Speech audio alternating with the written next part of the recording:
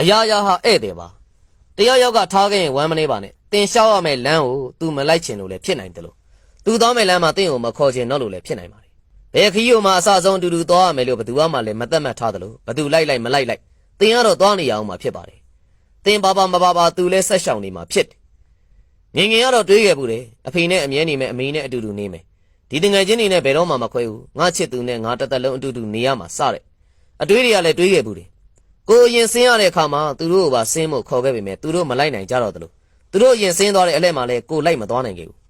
တေချာတာတော့သူတို့လည်းမသိမချင်းသူတို့ရွေးထားတဲ့လမ်းကိုရှောက်နေရတာဖြစ်ပြီးတော့ကိုကလည်းကိုလမ်းကိုရှောက်ရင်သူတို့နဲ့လမ်းမှာမသိခင်ခဏတွေ့တာဖြစ်ပါတယ်တွေ့တဲ့အချိန်ခဏလေးမှာချစ်ကြတန်ရောစင်တွေတွေ့ကြမုန်းကြဆဲကြဆိုကြနဲ့အချိန်စိတ်ရင်လေကိုလမ်းကိုပြန်လျှောက်ရမှာဖြစ်ပါတယ်ခဏလူသေးတွေနဲ့ထပ်တွေ့ရပြီးတော့လေခဏခွဲရပြန်တယ်ခဏပျော်ရွှင်ရပြီးတော့နောက်တော့လေခဏငုံရင်ခွဲရပြန်တယ်ခဏလွမ်းမိကြသလိုတစ်ခါတလေလဲနာကြီးတတ်ကြပြန်တယ်ဒါကြောင့်တင့်ဘဝတွေကိုလူသေးတွေဝင်လာရင်သူတို့ပြန်ထွက်သွားမယ့်အချိန်ကိုပါကြိုတွေးထားပါကိုထားခဲ့ရမယ့်အချိန်ကိုပြင်ဆင်ထားပြီးတော့လေသူတို့ထားခဲ့ရင်လေကိုဘလို့ရှင်သန်နေခဲ့ရမယ်ဆိုတာကိုလေကြိုပြီးတော့စဉ်းစားထားပါသူတို့လာနေတော့လေကိုတက်နိုင်တဲ့လောက်အဲ့ဝဲကြည့်အောင်ကြိုးစားပါသူတို့မရှိရင်လည်းတင်နေတတ်အောင်ပြင်ဆင်ထားပါအပြုံးနေတောင်ခဏပဲခံရင်အမုန်းတွေကိုအကြာကြီးမွေးမထားပါနဲ့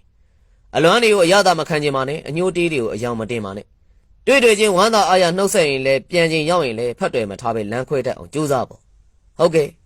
ကျွန်တော်တို့ဘဝနဲ့ကျွန်တော်တို့နှလုံးသားတွေထဲမှာအကြာကြီးရှိမနေမှာတေးကြတဲ့သူတွေနဲ့အကြာကြီးဖြစ်နေမှာမဟုတ်တဲ့ကိစ္စတွေကိုထည့်ပြီးတော့လေတော့ခတ်မထားနဲ့ခဏလာပြီးခဏနေပြန်ထွက်သွားမဲ့ဘသူ့ကိုမဆိုလဲအတင်းကျပ်စုပ်ကိုင်မထားနဲ့မတော်ပါနဲ့လို့လည်းမတားပါနဲ့ဝင်လာပါစီပြန်သွားခြင်းလဲသွားပါစီ